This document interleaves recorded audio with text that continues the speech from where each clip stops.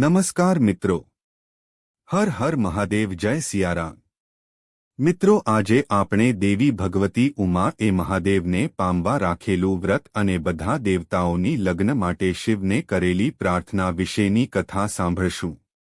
જો તમે આ ચેનલ પર નવા હો તો આ વિડિયોને લાઇક કરો અને ચેનલ સબસ્ક્રાઇબ કરો, જેથી તમને આવી જ ભક્તિમય કથાઓનો આસ્વાદ મળતો રહે। તો ચાલુ શરૂ કરીએ શિવ પુરાણની કથા। બ્રહ્માજી કહે, હે નારદ, એક દિવસ હું તમારી સાથે ગયો અને સતીને તેના પિતા પાસે ઊભેલી જોઈ।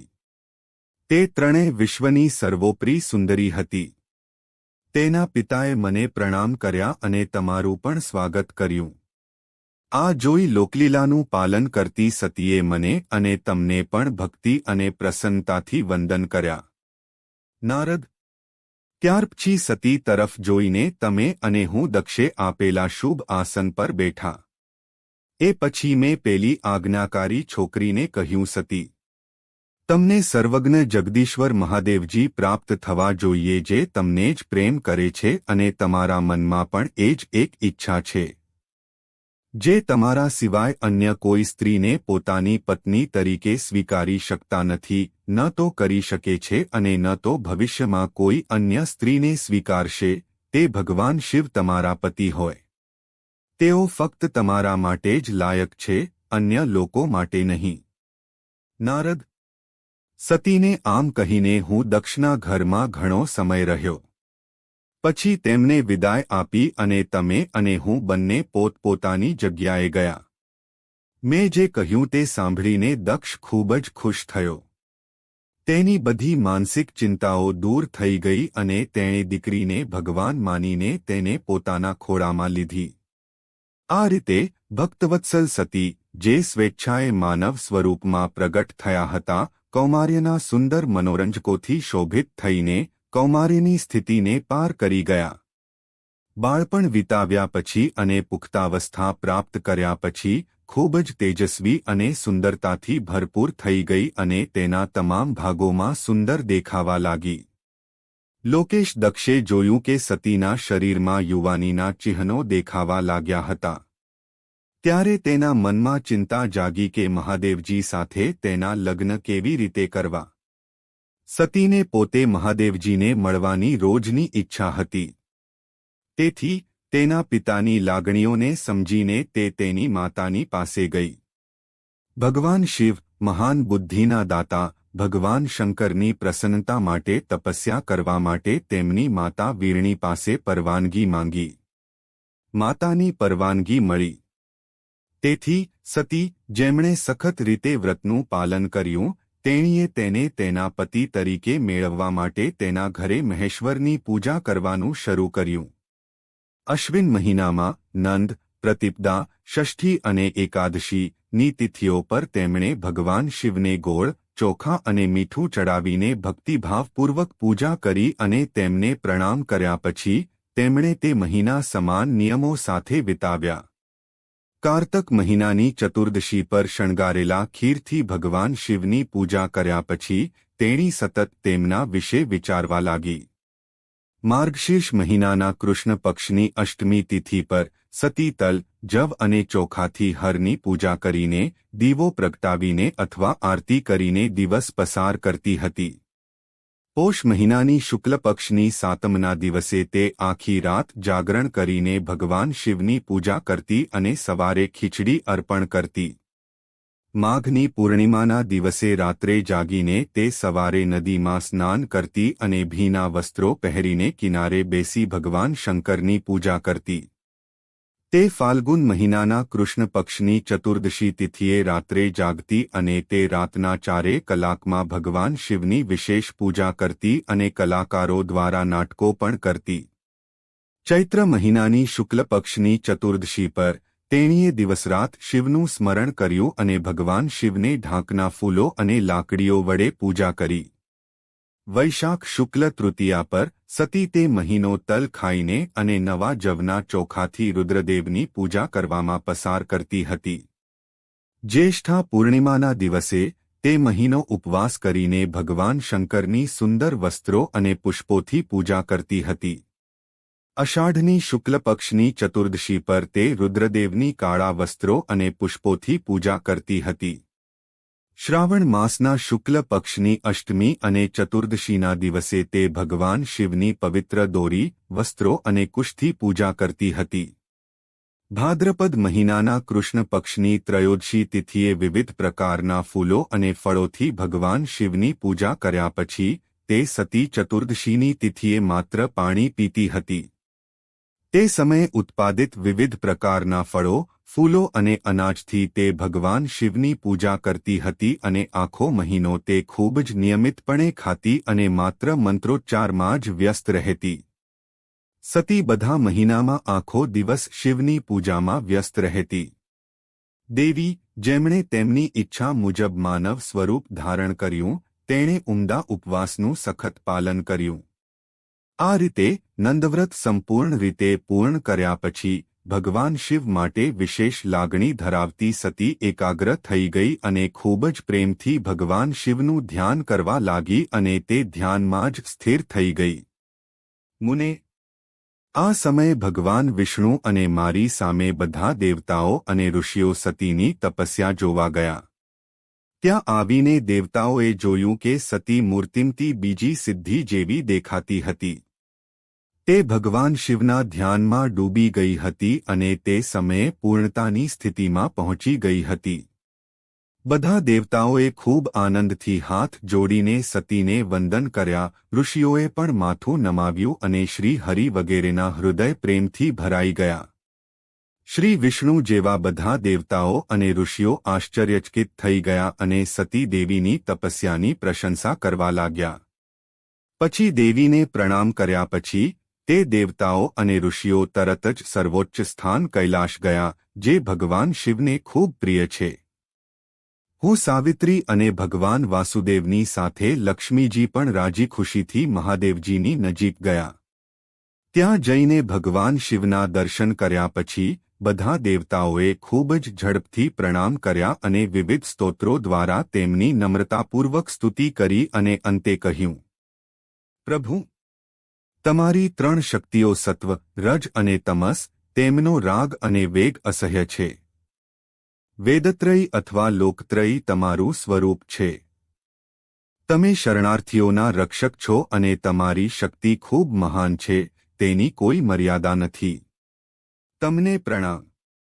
દુર્ગાપ્તિ, જેની ઇન્દ્રિયો દુષ્ટ છે અને તેને નિયંત્રિત કરી શકાતી નથી, તેમના માટે કોઈ સરળ રસ્તો નથી. તમે ભક્તોના ઉદ્ધાર માટે સદા તત્પર છો, તમારો મહિમા છુપાયેલો છે, તમને નમસ્કાર. આત્માનું સ્વરૂપ તમારી અહંકારી બુદ્ધિથી માયાશક્તિના રૂપમાં ઢંકાઈ ગયું છે. તેથી આ મૂર્ખ પ્રાણી પોતાના સ્વભાવને જાણી શકતો નથી. તમારા મહિમાને વટાવવું ખૂબ જ મુશ્કેલ છે. માત્ર એટલું જ નહીં, તે સંપૂર્ણપણે અશક્ય છે.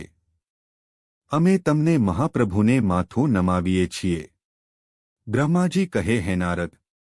આ રીતે મહાદેવજીની સ્તુતિ કર્યા પછી શ્રી વિષ્ણુ જેવા તમામ દેવતાઓએ ખૂબ જ ભક્તિભાવથી માથું નમાવ્યું અને ભગવાન શિવની સામે ચૂપચાપ ઊભા રહ્યા.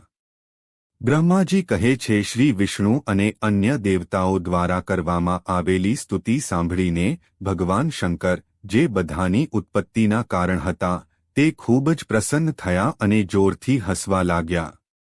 મને, બ્રહ્મા અને વિષ્ણુને પોતપોતાની પત્નીઓ સાથે આવતા જોઈને મહાદેવજીએ અમારી સાથે યોગ્ય વાતચીત કરી અને અમારા આવવાનું કારણ પૂછ્યું. રુદ્ર બોલ્યા, હે હરે, હે વિદેહ અને હે દેવો અને ઋષિઓ, આજે નિર્ભયતાથી તમારા અહીં આવવાનું સાચું કારણ જણાવો. તમે લોકો અહીં કેમ આવ્યા છો અને હાથમાં શું કામ છે? આટલું જ મારે સાંભળવું છે. કારણ કે તમારા વખાણથી મારું હૃદય ખૂબ જ ખુશ છે. મુને, મહાદેવજીએ આવું પૂછતા ભગવાન વિષ્ણુની અનુમતિથી મેં વાતચીત શરૂ કરી. મેં બ્રહ્માએ કહ્યું, દેવ, મહાદેવ, કરુણાસાગર, પ્રભુ, આ દેવો અને ઋષિઓ સાથે અમે બંને અહીં કયા હેતુથી આવ્યા છીએ તે સાંભળો. અમે ખાસ તમારા માટે આવ્યા છીએ. કારણ કે આપણે ત્રણેય સહકારી છીએ. વિશ્વચક્ર ચલાવવાનો હેતુ સિદ્ધ કરવા માટે એકબીજાને મદદ કરીએ છીએ. ભાગીદારોએ હંમેશા એકબીજાને તેમની શ્રેષ્ઠ ક્ષમતા મુજબ સહકાર આપવો જોઈએ, નહીં તો આ વિશ્વ ટકી શકશે નહીં. મહેશ્વર. કેટલાક રાક્ષસો જન્મશે જે મારા હાથે માર્યા જશે. કેટલાક ભગવાન વિષ્ણુ દ્વારા અને કેટલાક તમારા હાથથી નાશ પામશે. મહાન પ્રભુ, તમારા વીર્યથી જન્મેલા પુત્રના હાથે જ કેટલાક રાક્ષસો હશે જેઓને મારી શકાશે. પ્રભુ, માયાના હાથે માર્યા ગયેલા કોઈ દુર્લભ રાક્ષસ ક્યારેય નહીં હોય. ભગવાન શંકરની કૃપાથી જ દેવતાઓ હંમેશા પરમ સુખની પ્રાપ્તિ કરશે. ભયંકર રાક્ષસોનો નાશ કરીને તમે વિશ્વને હંમેશા સ્વાસ્થ્ય અને ભય પ્રદાન કરશો, અથવા તે પણ શક્ય છે કે કોઈ રાક્ષસ તમારા હાથથી માર્યા ન જાય. કારણ કે તમે હંમેશા યોગી, આસક્તિ અને દ્વેષથી મુક્ત રહો છો અને માત્ર દયા બતાવવામાં જ વ્યસ્ત રહો છો. ઈશ, જો એ દાનવો પણ પૂજા કરે અને તમારી કૃપાથી ધન્ય રહે, તો સર્જન અને જાળવણીનું કાર્ય કેવી રીતે ચાલુ રહે? આથી વૃષભધ્વજ, તમારે દરરોજ સર્જન વગેરે માટે સારું કામ કરવા તૈયાર રહેવું જોઈએ. જો આપણે સૃષ્ટિ, જાળવણી અને વિનાશની ક્રિયાઓ કરવાની ન હોય તો માયાને લીધે આપણે જે જુદા જુદા શરીર ધારણ કર્યા છે તેની કોઈ ઉપયોગિતા કે વાજબીપણું નથી. વાસ્તવમાં આપણે ત્રણેય એક જ છીએ. કામના તફાવતને લીધે આપણે જુદા જુદા શરીરમાં સ્થિત છીએ. જો કાર્યમાં તફાવત સાબિત ન થાય તો પછી દેખાવમાં આપણા તફાવતનો કોઈ હેતુ નથી. ભગવાન, એ જ ભગવાન મહેશ્વર ત્રણ રૂપમાં પ્રગટ થયા છે. સ્વરૂપમાં આ તફાવતનું કારણ તેમનો પોતાનો ભ્રમ છે. વાસ્તવમાં ભગવાન મુક્ત છે. તેઓ આ સૃષ્ટિ વગેરે લીલાના હેતુ માટે જ કરે છે. ભગવાન શ્રી હરિ તેમની ડાબી બાજુથી પ્રગટ થયા છે. હું બ્રહ્મા તેમની જમણી બાજુથી પ્રગટ થયો છે અને તમે રુદ્રદેવ તે સદાશિવના હૃદયમાંથી પ્રગટ થયા છો. તેથી તમે શિવનું પૂર્ણ સ્વરૂપ છો. પ્રભુ, આમ અભિન્ન સ્વરૂપ હોવા છતાં આપણે ત્રણ સ્વરૂપોમાં પ્રગટ થયા છીએ. સનાતનદેવ, આપણે ત્રણેય એક જ ભગવાન સદાશિવ અને શિવના પુત્રો છીએ. આ સાચા સિદ્ધાંતને તમારા હૃદયથી અનુભવો.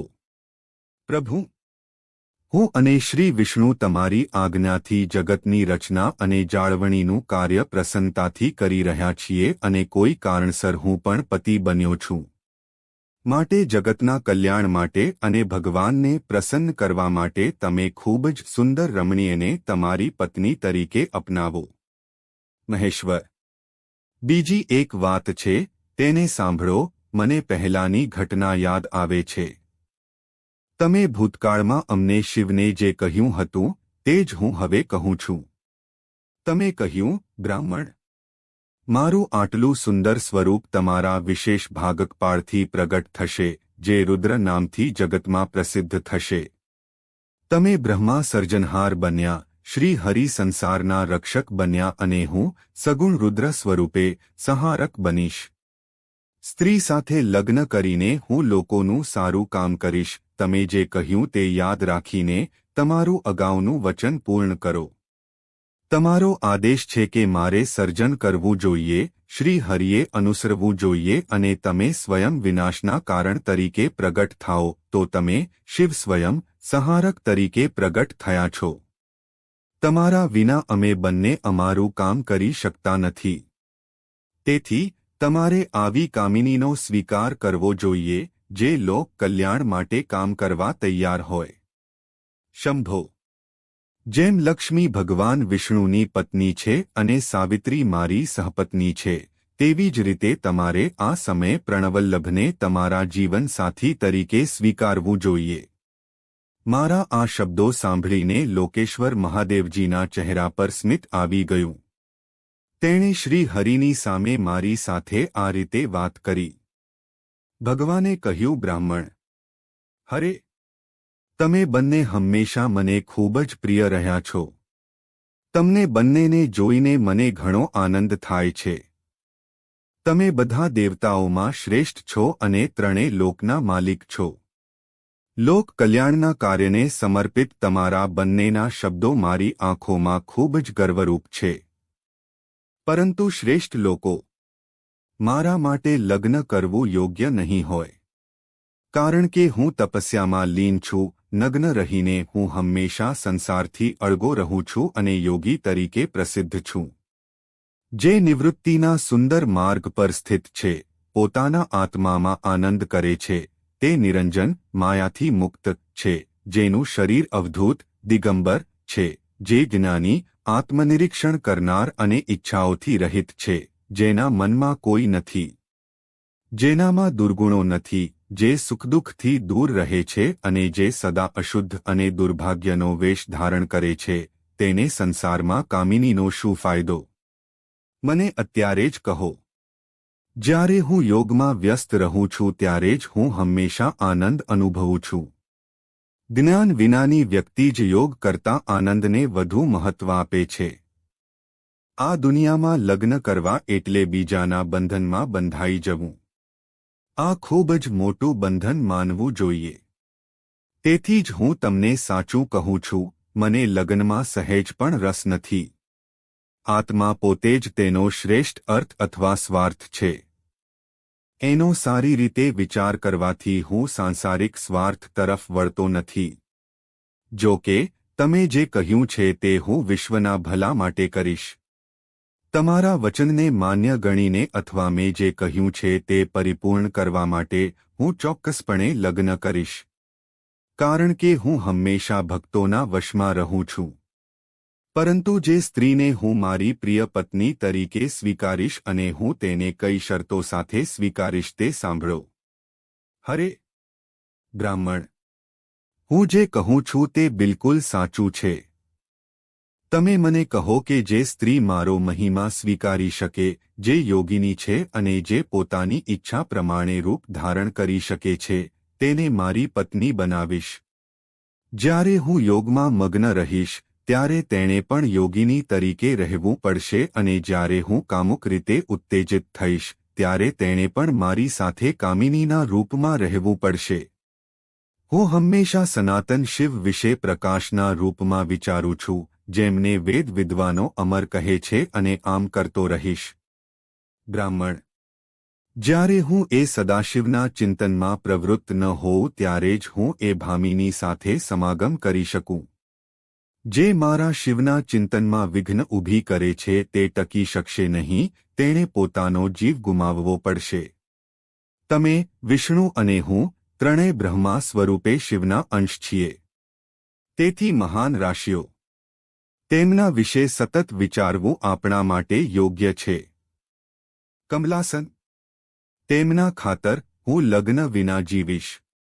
પરંતુ હું તેમના વિશે વિચાર્યા વિના લગ્ન નહીં કરું, તેથી કૃપા કરીને મને એવી પત્ની પ્રદાન કરો જે હંમેશા મારા કાર્યોનું પાલન કરી શકે. બ્રાહ્મણ, એમાં પણ મારી બીજી શરત છે. તમે સાંભળો, જો તે સ્ત્રીને મારા અને મારા શબ્દોમાં વિશ્વાસ નથી, તો હું તેને છોડી દઈશ. તેમની પાસેથી આ સાંભળીને શ્રી હરિ અને મેં ધીમા સ્મિત સાથે અમારા હૃદયમાં આનંદ અનુભવ્યો. પછી મેં નમ્રતાપૂર્વક કહ્યું, નાથ મહેશ્વર, પ્રભુ, હું તમને ખુશીથી કહું છું કે તમે જે પ્રકારની સ્ત્રીની શોધ શરૂ કરી છે, સદાશિવની પત્ની ઉમાએ સંસારનું કાર્ય સિદ્ધ કરવા માટે જુદા જુદા રૂપમાં પ્રગટ થયા છે. પ્રભુ, સરસ્વતી અને લક્ષ્મી તે આ બે સ્વરૂપોમાં અહીં આવી ચૂકી છે. તેમાંથી લક્ષ્મી શ્રી વિષ્ણુની પ્રાણશક્તિ બની અને સરસ્વતી મારી બની.